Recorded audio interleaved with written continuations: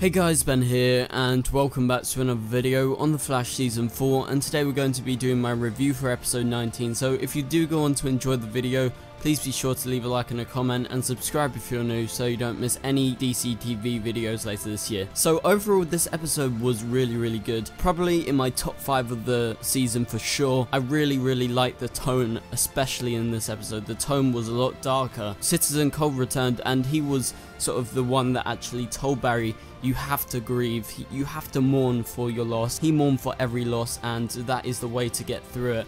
And I thought that was brilliant. I really felt for Barry because he was truly emotionally attached to how Ralph actually died, and he felt like it's his burden, that it was his fault, and he accepts, yes, it's his fault, but you know, everyone makes mistakes and he has to mourn that. And so I really did like this darker tone. It was much better, there was less jokes, and although the therapy returned, I actually kind of liked it because it's your more stereotypical therapy, your more traumatic experience talk rather than just, you know, comedy talk. Like at the start of the season when he just throws out that he's had all this loss, but now he's really good, he's really happy. Like that didn't make sense at the start of the season when they actually introduced the therapy idea, but this time it was a lot better.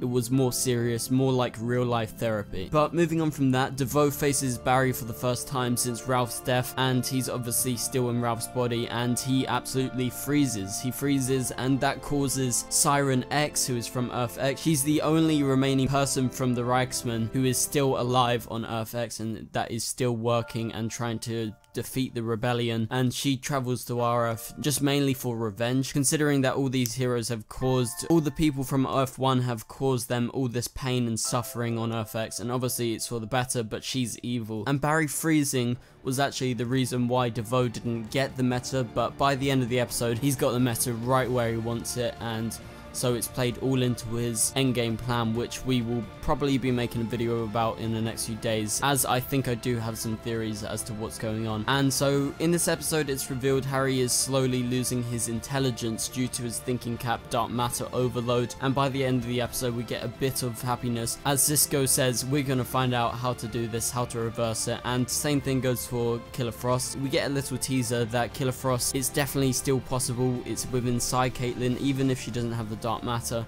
So I think by the end of the season we might see that, or it might be a season 5 story arc, we don't know. But it was really awesome seeing that Citizen Cold was actually returning. He was sort of like the therapy type character in this episode. He was the one that everyone went to talk to, and at the end of the episode we got that really awesome bit where Cisco gives him the breach device that he actually gave to Kara, so he made another one so that Citizen Cold can return at any time, and that's just a way for him to actually return. And so we visit Earth X for a brief period of time. It was really awesome seeing that, even if it was an inside shot and also an outside drone shot, you know, that's all CGI'd.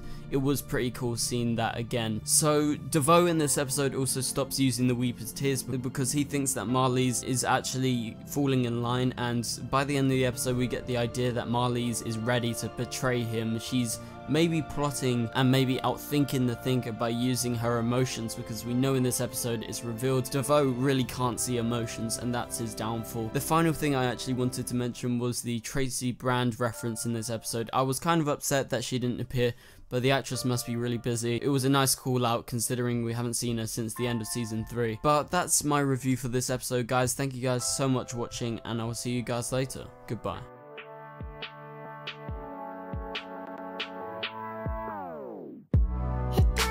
Strong, it doesn't make us weak. Tongue tied to service like Shaq Free.